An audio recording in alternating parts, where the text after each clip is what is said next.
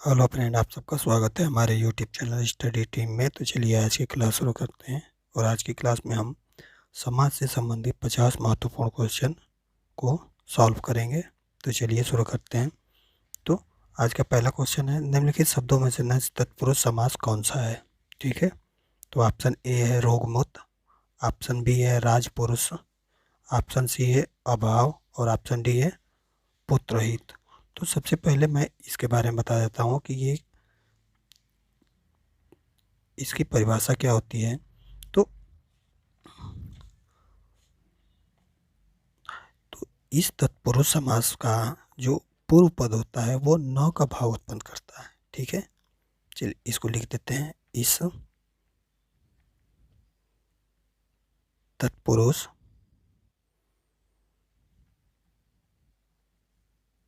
समास का पूर्व पद क्या होता है, न का भाव उत्पन्न करता है।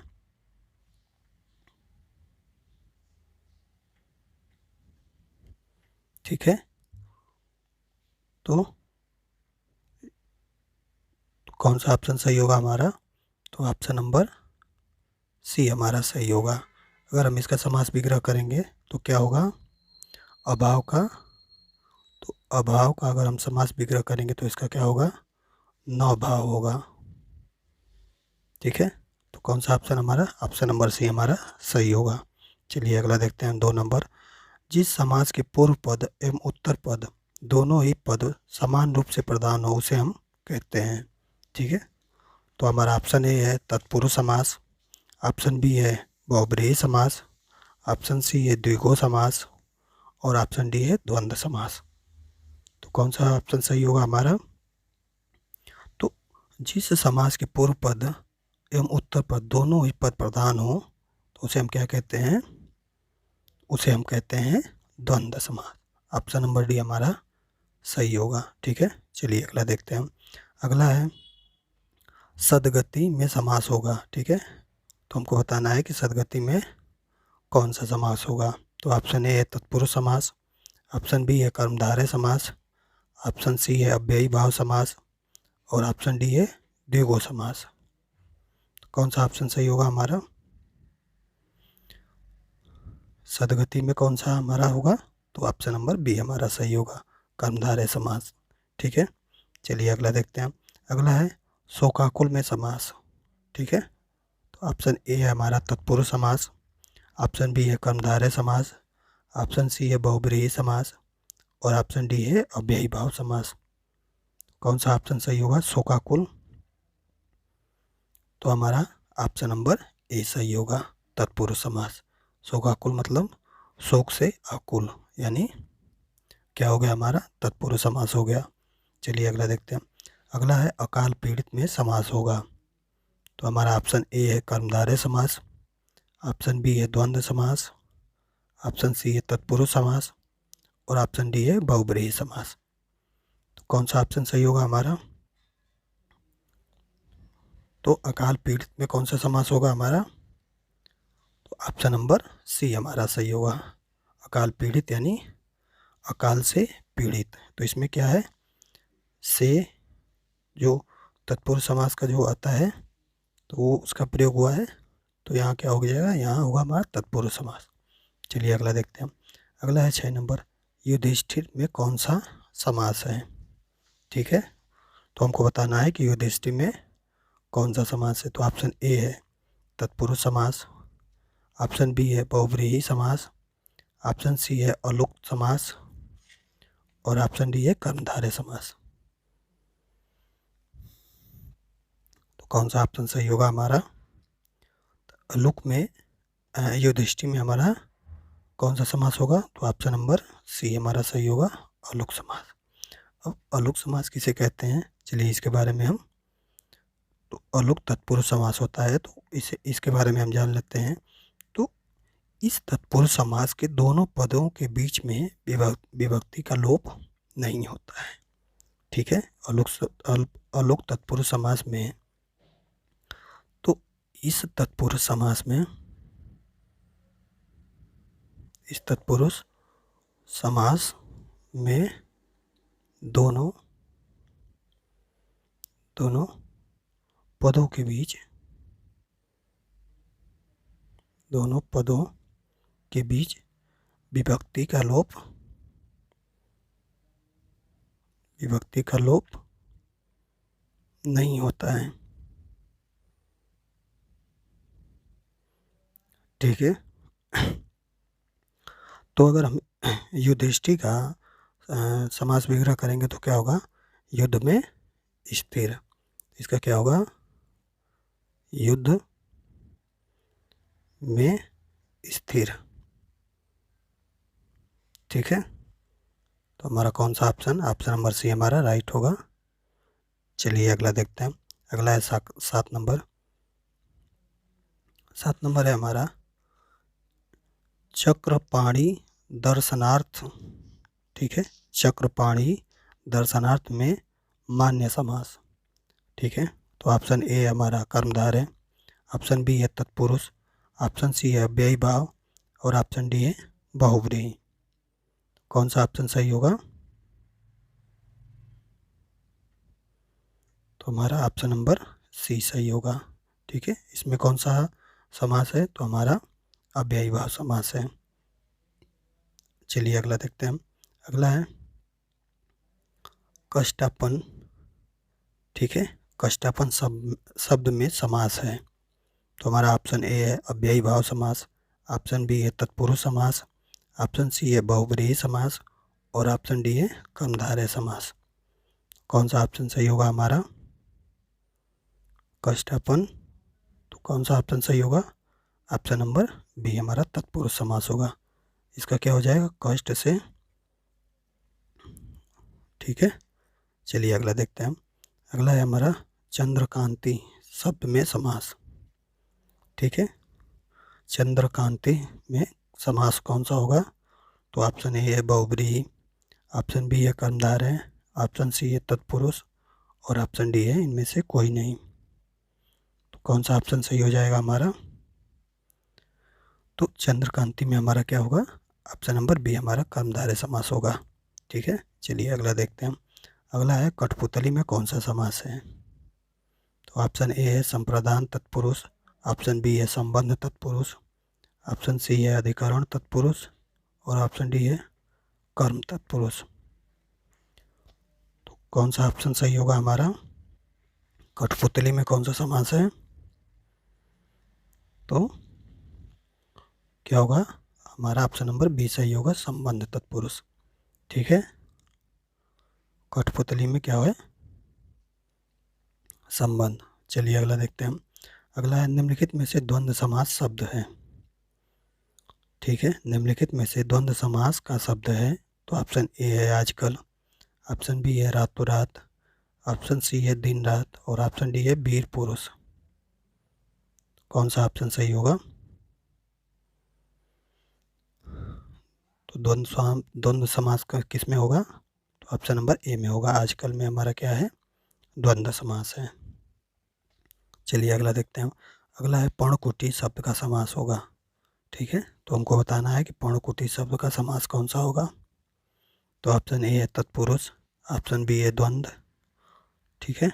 ऑप्शन बी है द्वंद्व, ऑप्शन सी है कर्मधारय और ऑप्शन डी है बहुव्रीहि। कौन सा ऑप्शन सही होगा हमारा पर्णकुटी में? तो हमारा ऑप्शन नंबर ए सही है, तत्पुरुष समास है। ठीक है। चलिए अगला देखते हैं। अगला है हमारा निम्नलिखित में से यथाविधि का सही समास होगा। तो हमको बताना है कि यथाविधि में कौन सा समास है। तो ऑप्शन ए है अव्ययी भाव, ऑप्शन बी है तत्पुरुष, ऑप्शन सी है कर्मधारय और ऑप्शन डी है बहुव्रीहि। कौन सा ऑप्शन सही हो जाएगा हमारा? तो यथाविधि में कौन सा समास है? ऑप्शन नंबर ए हमारा अव्ययी भाव समास। ठीक है। चलिए अगला देखते हैं। अगला है अनुरूप में कौन सा समास है। तो ऑप्शन ए है कर्मधारय, ऑप्शन बी है तत्पुरुष, ऑप्शन सी है अव्ययी भाव और ऑप्शन डी है द्विगु। कौन सा ऑप्शन सही होगा हमारा? तो अनुरूप में कौन सा समास है? तो अनुरूप में भी हमारा क्या है? अव्ययी भाव समास है। ऑप्शन नंबर सी हमारा सही होगा। ठीक है। चलिए अगला देखते हैं हम। अगला है ध्यानमग्न में कौन सा समास है? ठीक है, तो ऑप्शन ए है अव्ययी भाव, ऑप्शन बी है कर्मधारय है, ऑप्शन सी है तत्पुरुष और ऑप्शन डी है बहुब्रीहि। तो कौन सा ऑप्शन सही होगा हमारा? तो ध्यानमग्न मतलब ध्यान में मग्न, तो कौन सा होगा हमारा? तत्पुरुष समास होगा। ऑप्शन नंबर सी हमारा सही होगा। चलिए अगला देखते हैं हम। नीलकमल में समास है, तो हमको बताना है कि नीलकमल में कौन सा समास है। तो हमारा ऑप्शन ए है द्विगु समास, ऑप्शन बी है अव्ययी भाव समास, ऑप्शन सी है कर्मधारय समास और ऑप्शन डी है बहुव्रीहि। कौन सा ऑप्शन सही होगा हमारा? नीलकमल में कौन सा समास होगा? तो नीलकमल में होगा हमारा ऑप्शन नंबर सी कर्मधारय समास। ठीक है, चलिए अगला देखते हैं हम। अगला है निम्नलिखित में से किस शब्द में द्वंद्व समास है? ठीक है, तो हमको बताना है कि द्वंद्व समास किस में है। तो ऑप्शन ए है नरसिंह, ऑप्शन बी है विपुल धनम, ऑप्शन सी है नीलोत्पल, ऑप्शन डी है दधिघृतम। कौन सा ऑप्शन सही होगा हमारा? तो किस में द्वंद्व समास है? तो ऑप्शन नंबर डी में हमारा द्वंद्व समास है। ठीक है, चलिए अगला देखते हैं हम। अगला है चक्रपाणी में समास है। बताना है हमको कि चक्रपाणी में कौन सा समास है। तो ऑप्शन ए है बहुव्रीहि, ऑप्शन बी है द्वंद्व, ऑप्शन सी है कर्मधारय और ऑप्शन डी है द्विगु। कौन सा ऑप्शन सही होगा हमारा?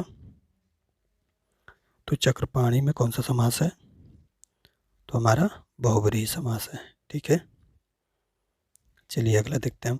अगला है नीलकमल में कौन सा समास है। तो ऑप्शन ए है द्विगु समास, ऑप्शन बी है कर्मधारय, ऑप्शन सी है अव्ययी भाव और ऑप्शन डी है बहुव्रीहि। कौन सा समास होगा? तो ऑप्शन नंबर बी हमारा होगा कर्मधारय समास। नीलकमल में क्या है? कर्मधारय समास है। चलिए अगला देखते हैं हम। अगला है जिस समास में उत्तर पद के अर्थ की प्रधानता होती है उसे कहते हैं।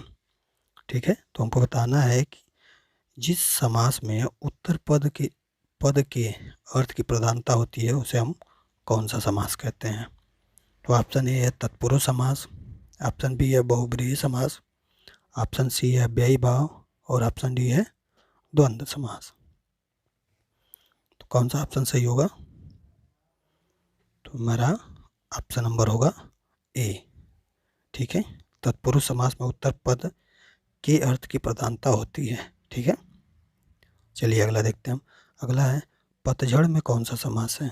ठीक है, तो हमारा ऑप्शन ए है कर्मधारय, ऑप्शन बी है बहुब्रीहि, ऑप्शन सी है तत्पुरुष और ऑप्शन डी है द्विगु। ठीक है, तो कौन सा ऑप्शन सही होगा?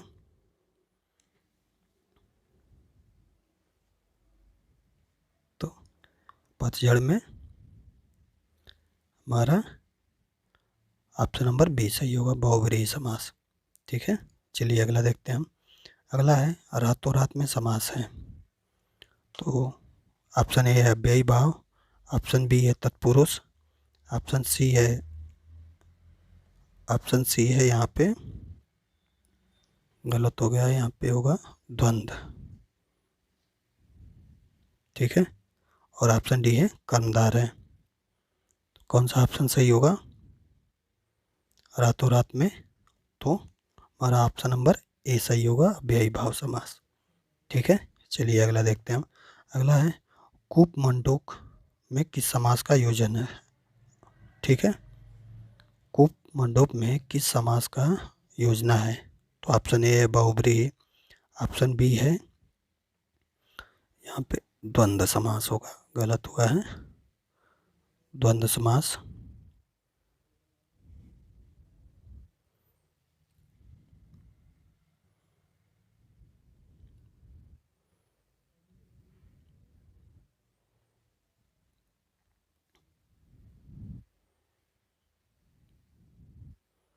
ठीक है, ऑप्शन सी है तत्पुरुष और ऑप्शन डी है अव्ययी भाव।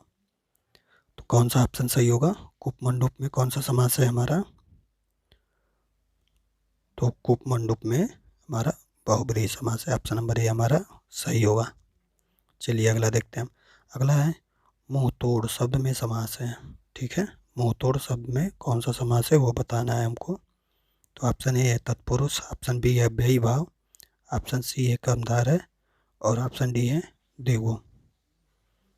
तो कौन सा ऑप्शन सही होगा हमारा मुंह तोड़ में? तो ऑप्शन नंबर ए होगा हमारा तत्पुरुष समास। ठीक है, चलिए अगला देखते हैं। अगला है रसोई घर का समास विग्रह होगा। ठीक है, तो हमको बताना है कि रसोई घर का समास विग्रह क्या होगा। तो ऑप्शन ए है रसोई के लिए घर, ऑप्शन बी है रसोई का घर, ऑप्शन सी है रसोई घर की रसोई और ऑप्शन डी है रसोई का घर। कौन सा ऑप्शन सही होगा हमारा? तो रसोई घर का समास विग्रह क्या होता है? रसोई के लिए घर। ऑप्शन नंबर ए हमारा सही होगा। ठीक है, चलिए अगला देखते हैं हम। क्रिया का आधार सूचित करने वाला कारक है। ठीक है, हमको बताना है कि क्रिया का आधार सूचित करने वाला कारक कौन सा है। तो ऑप्शन ए है अपादान कारक, ऑप्शन बी है संबंध कारक, ऑप्शन सी है अधिकरण कारक और ऑप्शन डी है संप्रदान कारक। तो कौन सा ऑप्शन सही होगा हमारा? तो ऑप्शन नंबर सी हमारा सही होगा, अधिकरण कारक। ठीक है, चलिए अगला देखते हैं हम। अगला है नीलोत्पल शब्द में समास है। ठीक है, हमको बताना है कि नीलोत्पल शब्द में कौन सा समास है। तो ऑप्शन ए है अव्ययी भाव, ऑप्शन बी है तत्पुरुष, ऑप्शन सी है कर्मधार है और ऑप्शन डी है बहुब्रीहि। तो कौन सा ऑप्शन सही होगा हमारा? तो ऑप्शन नंबर सी हमारा सही होगा, कर्मधार है समास। ठीक है, चलिए अगला देखते हैं। अगला है मनमाना में कौन सा समास है। ठीक है, हमको बताना है कि मनमाना में कौन सा समास है। तो ऑप्शन ए है अव्ययी भाव, ऑप्शन बी है कर्मधार है, ऑप्शन सी है तत्पुरुष और ऑप्शन डी है बहुब्रीहि। कौन सा ऑप्शन सही होगा? तो मनमाना में क्या है? अव्ययी भाव समास है। ऑप्शन नंबर ए हमारा सही होगा। चलिए अगला देखते हैं।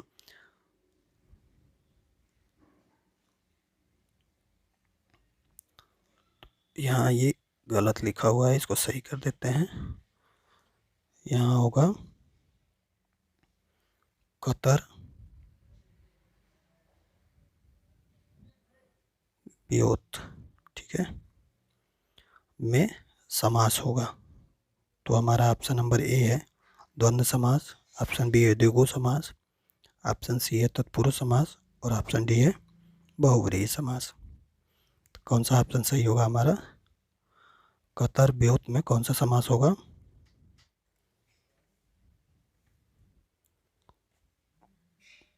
तो यहाँ पे द्वंद्व समास होगा। ऑप्शन नंबर ए हमारा सही होगा। चलिए अगला देखते हैं हम। अगला है कमल नयन में कौन सा समास है। ऑप्शन ए है तत्पुरुष समास, ऑप्शन बी है द्विगु समास, ऑप्शन सी है बहुब्रीहि समास और ऑप्शन डी है द्वंद्व समास। तो कौन सा ऑप्शन सही होगा? कमल नयन। तो ऑप्शन नंबर सी हमारा सही होगा, बहुब्रीहि समास। चलिए अगला देखते हैं। अगला है हानि लाभ में कौन सा समास है। तो ऑप्शन ए है द्विगु समास, ऑप्शन बी है तत्पुरुष समास, ऑप्शन सी है बहुब्रीहि समास और ऑप्शन डी है इनमें से कोई नहीं। तो कौन सा ऑप्शन सही होगा? तो हानि और लाभ में, हानि और लाभ में कौन सा समास होगा? तो यहाँ होगा द्वंद्व समास होगा। ऑप्शन नंबर डी हमारा सही होगा, क्योंकि द्वंद्व समास कहीं दिया हुआ नहीं है। ठीक है, चलिए अगला देखते हैं। अगला है हमारा जय पराजय में कौन सा समास है। ठीक है, ऑप्शन नंबर ए है अव्ययी भाव, ऑप्शन बी है बहुब्रीहि और ऑप्शन यहाँ पे सी है द्वंद्व। ठीक है, और ऑप्शन डी है द्विगु। कौन सा ऑप्शन सही होगा हमारा? तो जय पराजय में कौन सा समास होगा? तो जय पराजय में होगा हमारा द्वंद्व समास। ऑप्शन नंबर सी हमारा सही होगा। चलिए अगला देखते हैं हम। अगला है पंचवटी शब्द में प्रयुक्त समास का नाम बताइए। तो हमको बताना है कि पंचवटी में कौन सा समास है। तो ऑप्शन ए है द्विगु समास, ऑप्शन बी है तत्पुरुष समास, ऑप्शन सी है बहुब्रीहि समास और ऑप्शन डी है अव्ययी भाव समास। कौन सा ऑप्शन सही होगा हमारा। तो पंचवटी में क्या होगा हमारा द्विगु समास होगा। ठीक है, क्योंकि यहाँ पे संख्यावाची शब्द का प्रयोग किया गया है। ठीक है, चलिए अगला देखते हैं हम। तिरंगा शब्द में समास है, तो हमको बताना है कि तिरंगा में कौन सा समास है। तो ऑप्शन ए है द्वंद्व समास, ऑप्शन बी है अव्ययी भाव समास, ऑप्शन सी है द्विगु समास और ऑप्शन डी है कर्मधारय समास। कौन सा ऑप्शन सही होगा हमारा तिरंगा में। तो ऑप्शन नंबर सी हमारा सही होगा, द्विगु समास। ठीक है, चलिए अगला देखते हैं हम। लंबोदर उदाहरण है। ठीक है, तो हमको बताना है कि लंबोदर में कौन सा समास है। तो ऑप्शन ए है बहुब्रीहि समास, ऑप्शन बी है द्वंद्व समास, ऑप्शन सी है द्विगु समास और ऑप्शन डी है कर्मधारय समास। कौन सा ऑप्शन सही होगा लंबोदर में। तो लंबोदर में हमारा अव्ययी भाव समास है। ऑप्शन नंबर ए हमारा सही होगा। चलिए अगला देखते हैं। अगला है द्विगु समास का उदाहरण है, तो हमको बताना है कि इसमें से द्विगु समास कौन सा है। तो ऑप्शन ए है राजा रानी, ऑप्शन बी है पीताम्बर, ऑप्शन सी है त्रिभुवन और ऑप्शन डी है भूदेव। कौन सा ऑप्शन सही होगा हमारा द्विगु समास, यानी ऑप्शन नंबर सी हमारा सही होगा त्रिभुवन। ठीक है, चलिए अगला देखते हैं हम। अगला है अनायास में कौन सा समास है। ठीक है, हमको बताना है कि अनायास में कौन सा समास है। तो ऑप्शन ए है नज, ऑप्शन बी है द्वंद्व, ऑप्शन सी है द्विगु और ऑप्शन डी है अव्ययी भाव। तो कौन सा ऑप्शन सही होगा। तो हमारा ऑप्शन नंबर ए होगा, क्या होगा सही होगा। चलिए अगला देखते हैं। अगला है गौशाला में कौन सा समास है। तो हमको बताना है कि गौशाला में कौन सा समास है। तो ऑप्शन नंबर ए है तत्पुरुष, ऑप्शन बी है द्वंद्व, ऑप्शन सी है कर्मधारय और ऑप्शन डी है द्विगु। तो गौशाला में कौन सा समास होगा, कौन सा ऑप्शन सही होगा हमारा। तो ऑप्शन नंबर ए हमारा सही होगा तत्पुरुष समास। चलिए अगला देखते हैं। अगला है नवग्रह में कौन सा समास है। तो ऑप्शन ए है द्विगु समास, ऑप्शन बी है तत्पुरुष, ऑप्शन सी है द्वंद्व और ऑप्शन डी है कर्मधारय। तो कौन सा ऑप्शन सही होगा हमारा नवग्रह में। तो ऑप्शन नंबर ए हमारा सही होगा द्विगु समास। ठीक है, चलिए अगला देखते हैं। विद्यार्थी में कौन सा समास है। तो ऑप्शन ए है तत्पुरुष, ऑप्शन बी है कर्मधारय, ऑप्शन सी है बहुब्रीहि और ऑप्शन डी है द्विगु। तो विद्यार्थी में कौन सा समास होगा। तो हमारा ऑप्शन नंबर ए सही होगा तत्पुरुष समास। ठीक है, चलिए अगला देखते हैं हम। अगला है सप्तऋषि में समास। तो हमको बताना है कि सप्तऋषि में कौन सा समास है। तो ऑप्शन ए है कर्मधारय, ऑप्शन बी है तत्पुरुष, ऑप्शन सी है द्वंद्व और ऑप्शन डी है द्विगु। कौन सा ऑप्शन सही होगा सप्तऋषि में कौन सा समास होगा हमारा। तो ऑप्शन नंबर डी हमारा सही होगा द्विगु। चलिए अगला देखते हैं। अगला है यथारुचि में समास। हमको बताना है कि यथारुचि में कौन सा समास है। तो ऑप्शन ए है तत्पुरुष, ऑप्शन बी है बहुब्रीहि, ऑप्शन सी है अव्ययी भाव और ऑप्शन डी है द्वंद्व। तो कौन सा समास होगा हमारा यथारुचि में। तो यथारुचि में हमारा होगा अव्ययी भाव समास, ऑप्शन नंबर सी। ठीक है, चलिए अगला देखते हैं हम। निम्नलिखित में से कौन सा तत्पुरुष समास का उदाहरण नहीं है। ठीक है, तो हमको बताना है कि इसमें से कौन सा तत्पुरुष समास का उदाहरण नहीं है। तो ऑप्शन ए है राजकुमार, ऑप्शन बी है यज्ञवेदी, ऑप्शन सी है आजन्म और ऑप्शन डी है ग्रामवासी। कौन सा ऑप्शन सही होगा हमारा? तो ऑप्शन नंबर सी हमारा सही होगा। जो आजन्म है ये तत्पुरुष समास का उदाहरण नहीं है। ठीक है, चलिए अगला देखते हैं हम। अनुदिनम में कौन सा समास है? ठीक है, तो हमारा ऑप्शन ए है अव्ययी भाव, ऑप्शन बी है कर्मधारय है, ऑप्शन सी है बहुब्रीहि और ऑप्शन डी है द्वंद्व। तो कौन सा ऑप्शन सही होगा हमारा? अनुदिनम में हमारा ऑप्शन नंबर ए सही होगा, अव्ययी भाव समास। ठीक है, चलिए अगला देखते हैं हम। अगला है हमारा पीताम्बर में, पीताम्बर शब्द में कौन सा समास है? ठीक है, तो ऑप्शन ए है हमारा तत्पुरुष, ऑप्शन बी है द्वंद्व, ऑप्शन सी है द्विगु और ऑप्शन डी है बहुब्रीहि। कौन सा ऑप्शन सही होगा? तो ऑप्शन नंबर डी हमारा सही होगा, बहुब्रीहि समास। पीताम्बर में क्या है? बहुब्रीहि समास है। चलिए अगला देखते हैं हम। अगला है यथाशक्ति में कौन सा समास है? तो ऑप्शन ए है कर्मधारय, ऑप्शन बी है तत्पुरुष, ऑप्शन सी है द्वंद्व और ऑप्शन डी है अव्ययी भाव। तो यथाशक्ति में कौन सा समास होगा हमारा? तो हमारा ऑप्शन नंबर डी हमारा सही होगा।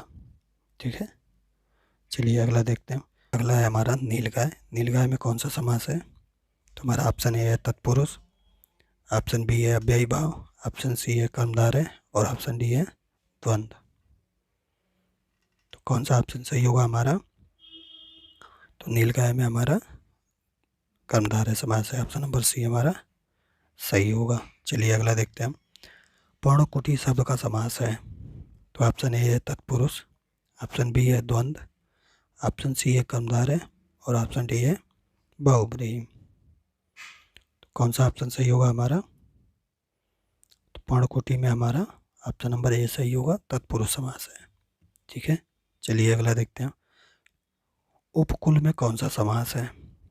तो ऑप्शन ए है द्वंद्व, ऑप्शन बी है द्विगु, ऑप्शन सी है अव्ययी भाव और ऑप्शन डी है तत्पुरुष। तो कौन सा ऑप्शन सही होगा हमारा उपकुल में? तो ऑप्शन नंबर सी हमारा सही होगा, अव्ययी भाव। ठीक है, तो चलिए आज की वीडियो में बस इतना ही। अगर आपको वीडियो अच्छी लगी हो तो प्लीज़ लाइक एंड सब्सक्राइब ज़रूर करें और इन सारे क्वेश्चनों को सॉल्व करें और कमेंट में अपना आंसर ज़रूर दें कि कितना सही हुआ है। ठीक है।